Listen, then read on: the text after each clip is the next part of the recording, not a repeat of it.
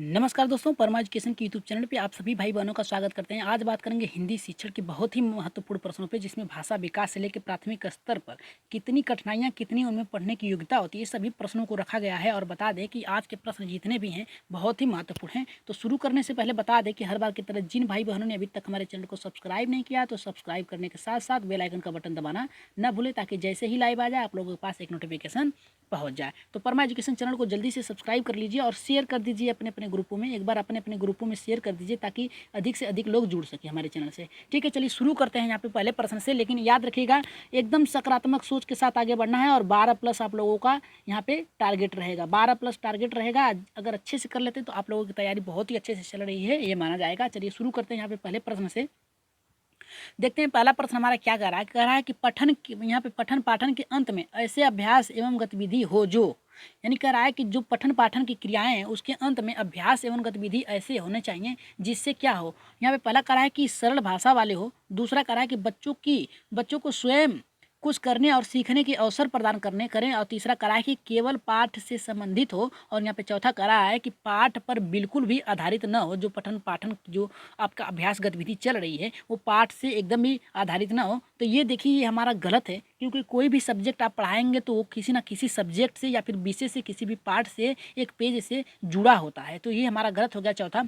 तीसरा कह रहा है केवल पाठ से ही संबंधित हो, नहीं, बालक के समुचित ज्ञान से जोड़ के पढ़ाना ही क्या होता है, एक पठन पाठन की क्रिया को संपन्न बनाना होता है। ठीक है, तो यहाँ पे देखिए ये भी हमारा गलत हो गया। उसके परिवेश से भी जोड़ के पढ़ाना चाहिए, न कि केवल पाठ्य पुस्तक से। और यहाँ पे कह रहा है, पहला हमारा कह रहा है कि भाषा, यहाँ पे कह रहा है सरल भाषा वाले हों। सरल भाषा से कुछ नहीं होना चाहिए। आपकी पढ़ाने की शैली किस अनुसार है कि आप कठिन से कठिन शब्दों को किस आधार से पढ़ा रहे हैं कि बालक जो है एकदम अच्छे से सीख जाए।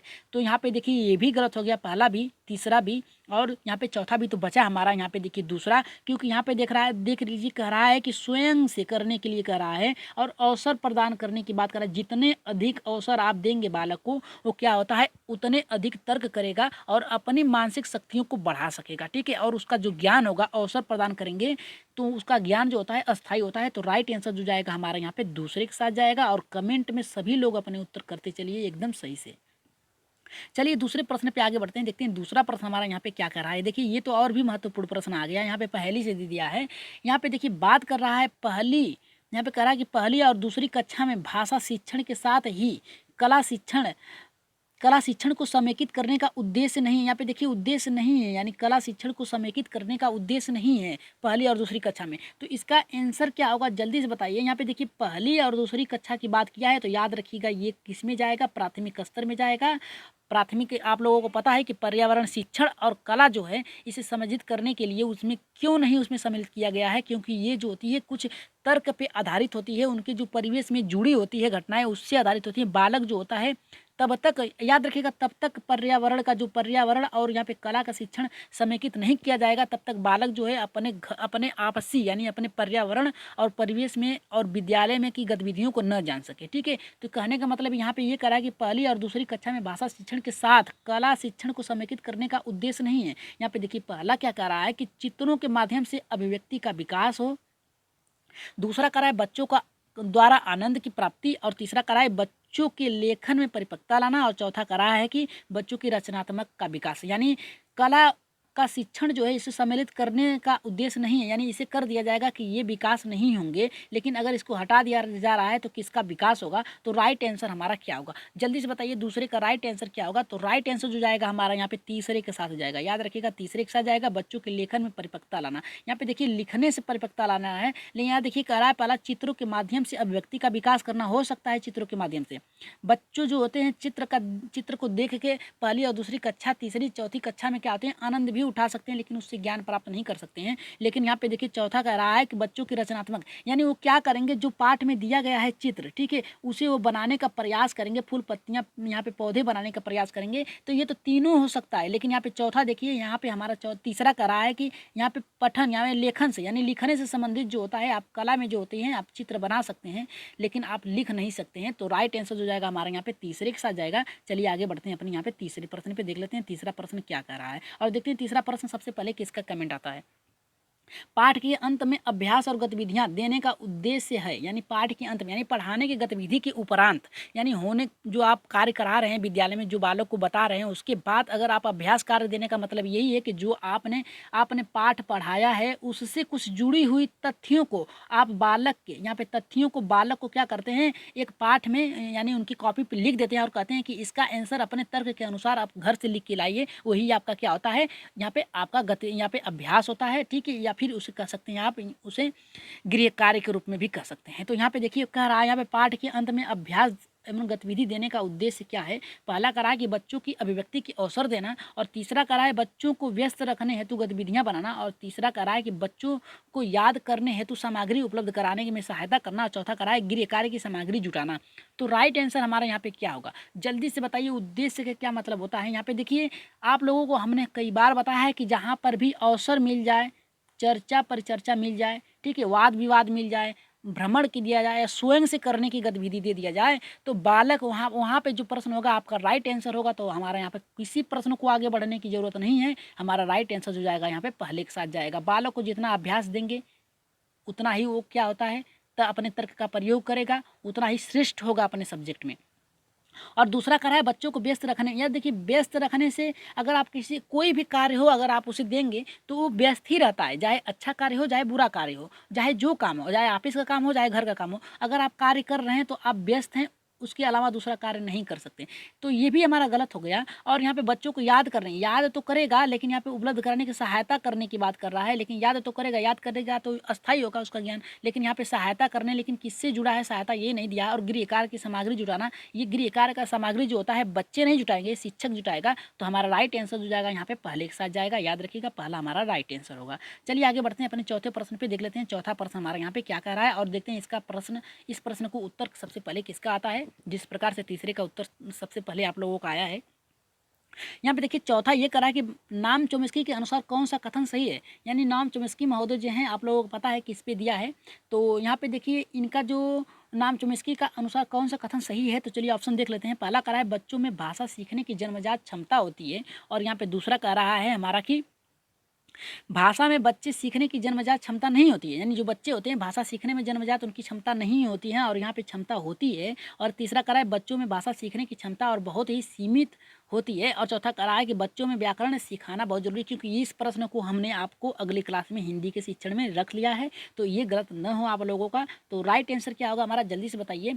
पहला सही होगा, दूसरा सही होगा, तीसरा होगा, चौथा होगा। तो राइट आंसर जो जाएगा हमारा यहाँ पे देखिए पहले के साथ जाएगा, याद रखिएगा पहले। नाम चोम्स्की महोदय ने कहा है कि बालक जो होता है जन्मजात भाषा सीखने की योग्यता होती है, क्योंकि इनके अनुसार जो बालक होता है पैदा होते ही, जन्म लेते ही क्या करता है, कुछ ना तो कुछ बोलना प्रारंभ कर देता है, जिसे क्या कहते हैं, बलबलाना, बलबलाना कहते हैं। और आपको याद होगा या फिर देखे होंगे छोटे बच्चे जब जन्म लेते हैं तो वो रोते हैं, तो रोने का अभिव्यक्ति ये है कि उनकी खुद की भाषा होती है। वो तो भाषा का निर्माण हम लोग कराते हैं ना कि ये हमारी भाषा है, ठीक है। अगर आप किसी बालक को किसी समाज के साथ छोड़ देंगे तो उसकी भाषा जो होगी वहाँ उस समाज में वही बालक की भाषा हो जाती है। अगर आप इंडिया के रहने वाले हैं, याद रखिएगा आप इंडिया के रहने वाले हैं, और आपकी शादी होने के बाद अगर आप चले जा रहे हैं, अगर दूसरे देश यानी अमेरिका चले जा रहे हैं, ब्रिटेन कहीं चले जा रहे हैं, तो वहाँ पे जो आप से जो उत्पन्न हो गया बालक, वो क्या होता है, उसकी भाषा जो होती है वो इंग्लिश हो जाएगी। यानी उसकी मातृभाषा क्या होगी, उसकी मातृभाषा जो होगी हिंदी होगी, लेकिन उसकी जो बोलचाल की भाषा होगी इंग्लिश होगी, याद रखिएगा। तो यहाँ पे देखिए हमारा राइट आंसर जो जाएगा यहाँ पे हमारा पहले के साथ जाएगा, ठीक है। चलिए आगे बढ़ते हैं अपने यहाँ पे पांचवें प्रश्न पे देख लेते हैं। पांचवा प्रश्न क्या कह रहा है कि लिखना। यहाँ पे देखिए लिखना क्या है, एक बेहद जटिल प्रक्रिया है। दूसरा कह रहा है कि एक अनिवार्य कुशलता है जिसे जल्दी से प्राप्त किया जाना चाहिए। और यहाँ पे तीसरा कह रहा है कि एक तरह की बातचीत है। और चौथा कह रहा है कि एक अत्यंत यांत्रिक प्रक्रिया। देखिए यहाँ पे लिखने से तात्पर्य क्या है, ठीक है। तो यांत्रिक तो आपका बोलने से हो जाएगा, तो ये हमारा गलत हो गया। सभी प्रश्नों को एक बार में ही देख कर सॉल्व करने का प्रयास करिए आप लोग, ठीक है। तो यांत्रिक जो हो गया ये तो आपके बोलने से हो गया, तो ये हमारा गलत हो गया। लिखने से संबंधित कहा है और कह रहा है कि लिखना एक बेहद जटिल प्रक्रिया नहीं है, क्योंकि यहाँ पे आप देख सकते हैं कोई भी बालक हो उसे लिखना ना आए फिर भी वो कुछ ना तो कुछ लिखता रहता है, अगर आप एक अज्ञान बालक को भी एक पेन थमा देंगे तो वो पाही ही खींचेगा, उसके समझ में वही उसकी भाषा होगी, तो वो क्या होता है, वो लिख रहा है। लेकिन यहाँ पे दूसरा देखिए कह रहा है कि एक अनिवार्य कुशलता है जिसे जल्दी से प्राप्त किया जाना चाहिए।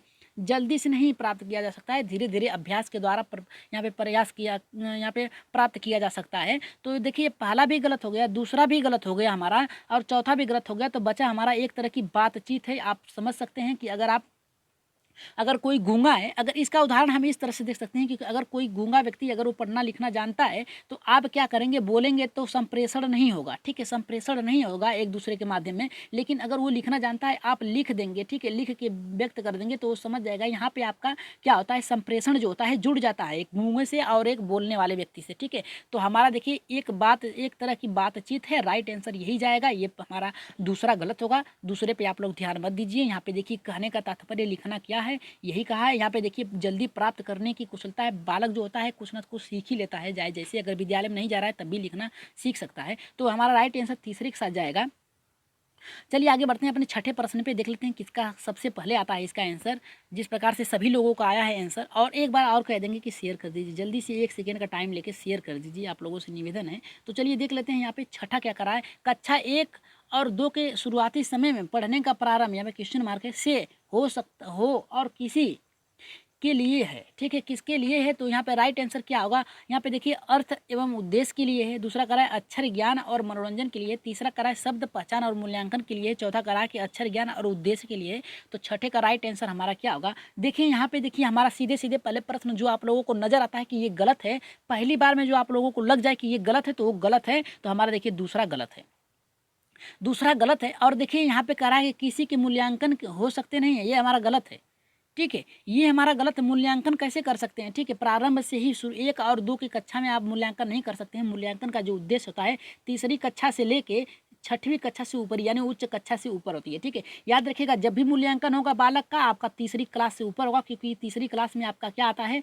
पर्यावरण जुड़ जाता है, ठीक है, पर्यावरण जुड़ जाता है और इसमें बालक का मूल्यांकन करना शुरू हो जाता है। 1 और 2 कक्षा में क्या होता है, बालक को सीखने सिखाने की प्रक्रिया ही केवल चलती रहती है, ठीक है। तो याद रखिएगा जहाँ भी मूल्यांकन दे दिया जाए और पहली कक्षा और दूसरी कक्षा दे दिया तो वो गलत होगा, ठीक है। चलिए यहाँ पे देख लेते हैं।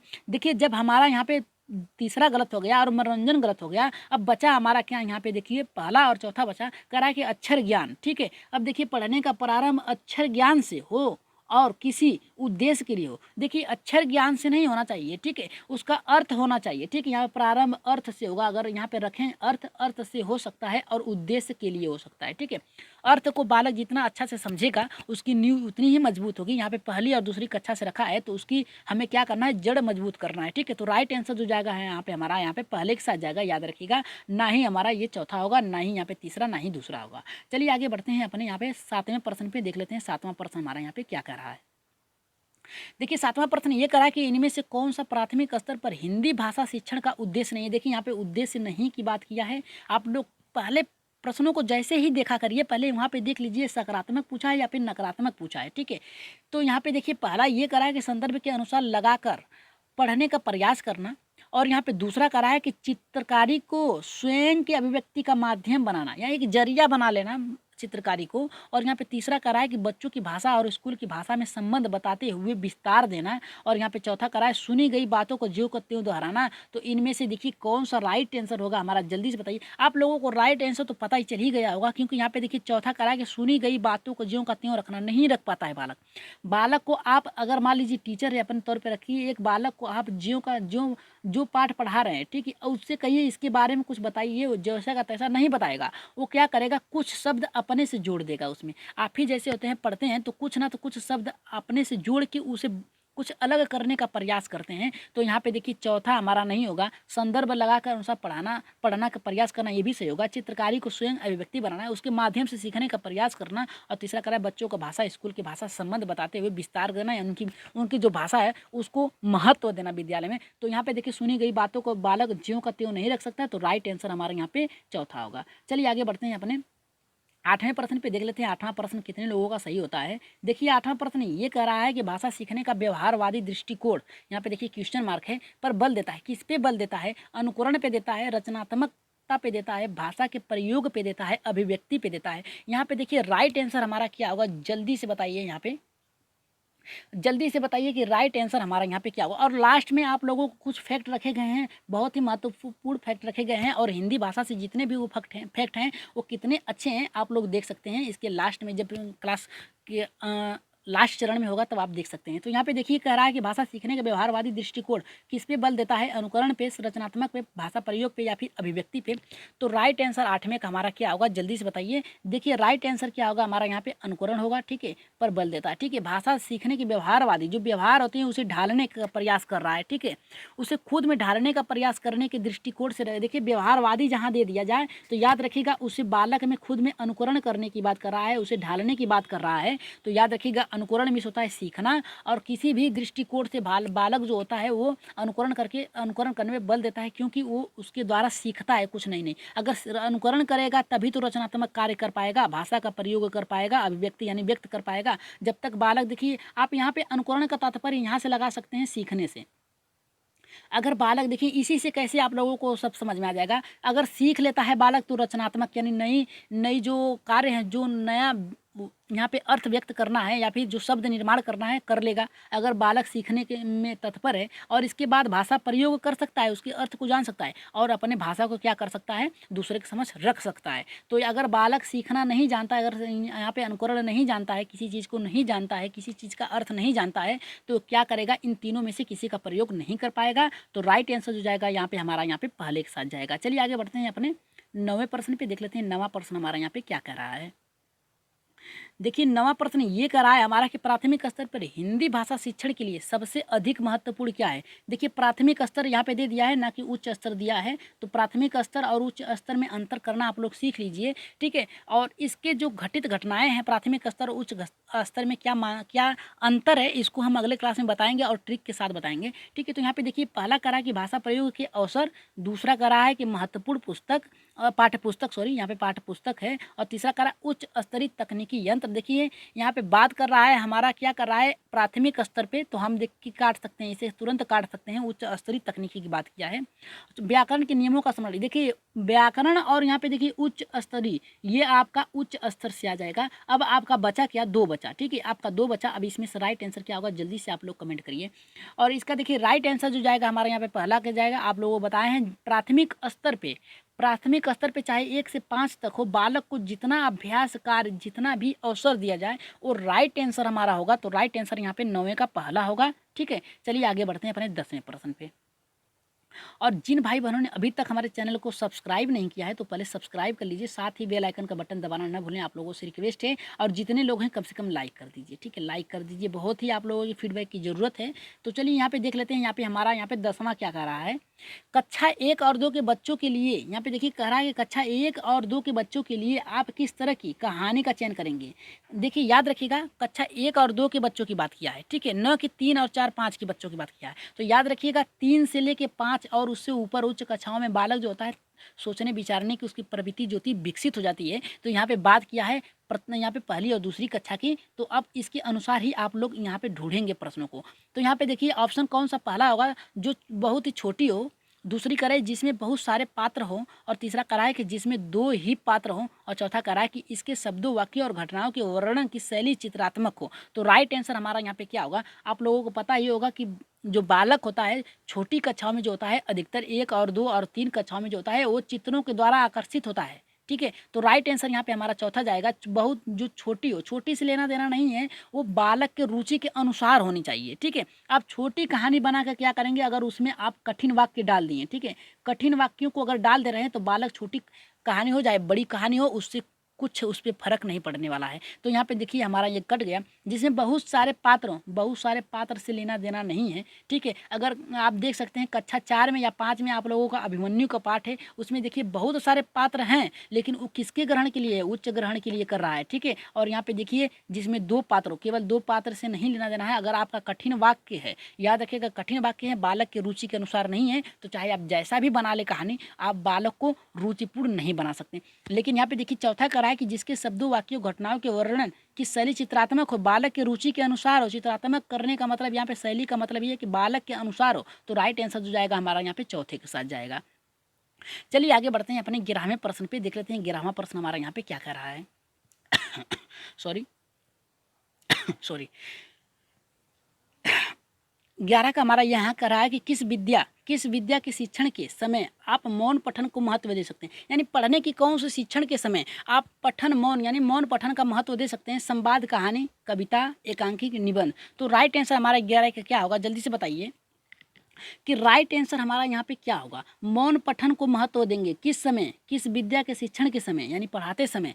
किस कौन सा शिक्षण अगर आप बालक को करा रहे हैं क्लास में, ठीक है, कक्षा में आप बालक को यहाँ पे ये कहानी या फिर कुछ पढ़ा रहे हैं तो उसमें क्या करेंगे, किसमें वो मौन पठन को महत्व देंगे। पहला संवाद, कहानी, दूसरा कह रहा है कि कविता, तीसरा कह रहा है कि एकांकी और चौथा कह रहा है यहाँ पे कि निबंध। तो राइट आंसर क्या होगा, जल्दी से बताइए। पहला से होगा, दूसरा, तीसरा, चौथा। तो राइट आंसर जो 11 का हमारा जाएगा यहाँ पे चौथे के साथ जाएगा, निबंध के साथ जाएगा। ठीक है, देखिए संवाद में क्या होता है, यहाँ पे देखिए शिक्षक भी यहाँ पे सक्रिय रहता है और छात्र भी सक्रिय रहता है। तो संवाद का मतलब ये होगा कि चर्चा पर चर्चा कर रहे हैं। ठीक है, तो यहाँ पे ये हमारा गलत हो गया। और यहाँ पे मौन पठन की बात किया है। कविता में क्या होता है, आप कविता पढ़ा रहे हैं, गद्य पढ़ा रहे हैं, तो कविता को क्या किया जाता है, याद रखिएगा, कविता को साथ साथ लेके चला जाता है। और एकांकिक रचनाएं जो हैं इसके साथ आप भी कर सकते हैं, दोहरा सकते हैं। ठीक है, लेकिन निबंध जो होता है आप देख सकते हैं, निबंध में क्या होता है, बालक मौन धारण करके क्या करता है, लिखता है।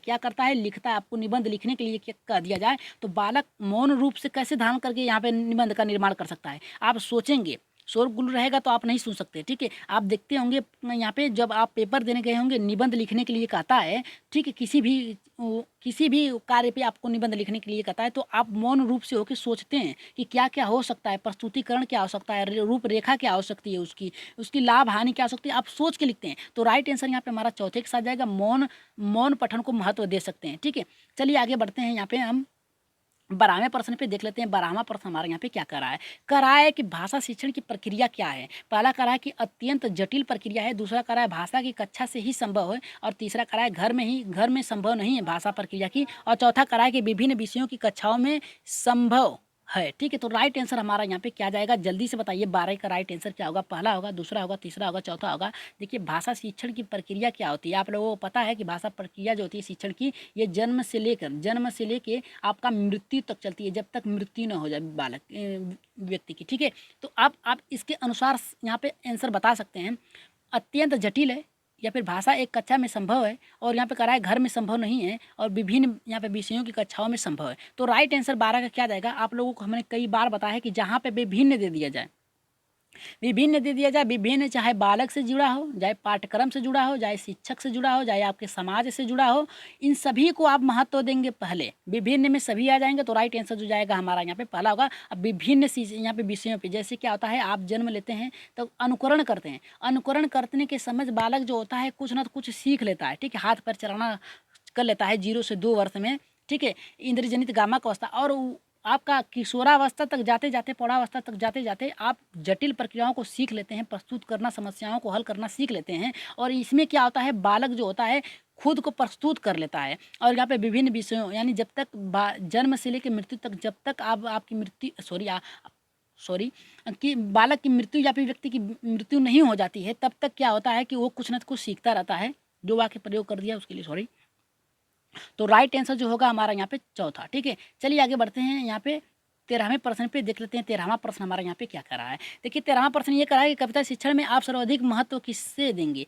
यानी कविता का जो शिक्षण है, ठीक है, गद्य, याद रखिएगा, गद्य जो होता है, गद्य में क्या होता है, कविता शिक्षण के सर्वाधिक महत्व किसे देंगे। यहाँ पे पहला करा है हमारा कि कविता में अलंकारों की पहचान, दूसरा करा है कविता का भाव विश्लेषण, तीसरा करा है कि कविता के महत्वों के आधार पर उसकी समीक्षा, और चौथा करा है कि कविता का भावपूर्ण पठन और रसानुभूति। ठीक है, तो राइट आंसर यहाँ पे 13वें का क्या होगा, जल्दी से बताइए हमारा राइट आंसर क्या होगा। राइट आंसर पहला होगा, दूसरा होगा, तीसरा होगा, चौथा होगा। तो चलिए देख लेते हैं राइट आंसर क्या होगा। सर्वाधिक महत्व देंगे अलंकारों के केवल एक की बात किया है तो ये गलत हो गया। किसी एक पर बल दिया जाए तो समझ लीजिए वो गलत है।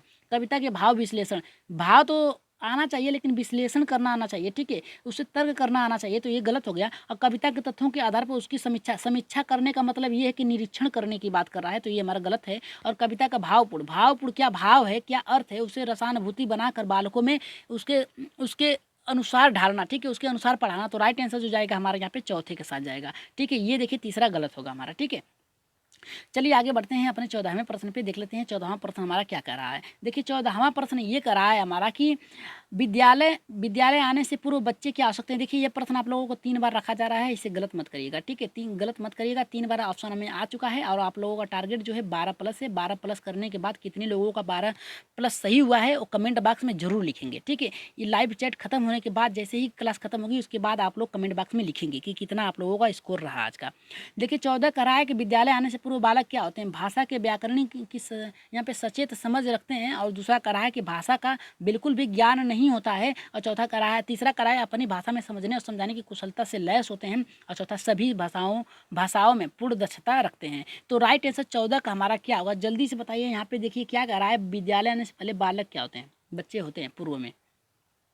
तो राइट आंसर क्या होगा, पहला होगा, दूसरा होगा, तीसरा होगा या फिर चौथा होगा। तो राइट आंसर जो जाएगा यहाँ पे हमारा तीसरे के साथ जाएगा। देखिए अपनी भाषा समझनी, यानी जो बालक के परिवेश में भाषा होती है आप उसका प्रयोग करके उसे सिखाएंगे तो बालक आसानी से सीख लेता है। और बालक जो होता है अपनी भाषा में आपको समझाने का प्रयत्न कर सकता है, तो लैस होता है अपनी भाषा से। तो राइट आंसर क्या होगा हमारा यहाँ पे, याद रखिएगा बालक जो होता है 6 से 7 वर्ष यानी 5 से 7 6-7 वर्ष के बाद ही विद्यालय में प्रवेश करता है। तब तक उसकी भाषा जो होती है थोड़ा मजबूत हो जाती है और वो अपने परिवेश में जो बोली जाती है भाषाएं उसे समझ लेता है, ठीक है। और विद्यालय में देखिए दो बहुभाषिक जो बच्चे होते हैं वो आते हैं, तो वो उनकी भाषा अलग अलग होती है। वो अपने भाषा में प्रकट करने का प्रयास करते हैं, समझाने का प्रयास करते हैं, तो उनकी बातों को महत्व देना चाहिए। तो राइट आंसर जो जाएगा यहाँ पे हमारा तीसरे के साथ जाएगा। चलिए 15वां देख लेते हैं। 15वां हमारा क्या कह रहा है, देखिए 15वां प्रश्न बहुत ही महत्वपूर्ण है। यहाँ पे कह रहा है सस्वर पठन का मुख्य उद्देश्य क्या होता है, बच्चों के पढ़ने संबंधित झिझक को समाप्त करना। दूसरा कह रहा है कि बोल बोल कर पढ़ना। और तीसरा कह रहा है द्रुत गति से पढ़ना। और तीसरा कह रहा है कि मौन पठन करना, ठीक है। सस्वर पठन का मुख्य उद्देश्य, यहाँ पे देखिए सस्वर बात किया है, ठीक है।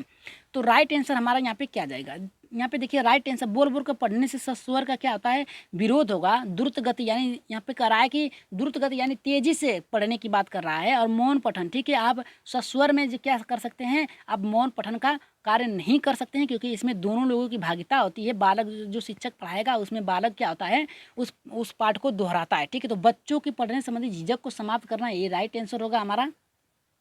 चलिए आगे बढ़ते हैं अपने 16वें प्रश्न पे, देख लेते हैं 16वां प्रश्न हमारा यहाँ पे क्या कर रहा है। देखिए 16वां प्रश्न ये कर रहा है शिक्षक की स्वयं की भाषा प्रयोग की कुशलता। यहाँ पे कर रहा है जो शिक्षक है उसकी स्वयं की भाषा का जो प्रयोग कुशलता है, यानी जो प्रयोग कर रहा है विद्यालय में, वो बच्चों पे कैसे प्रभाव डालती है। पहला यहाँ पे कह रहा है कि बच्चों की भाषा प्रयोग पर कोई प्रभाव नहीं डालती है। और यहाँ पे दूसरा कह रहा है बच्चों को अलंकारिक भाषा प्रयोग के लिए प्रेरित करती है।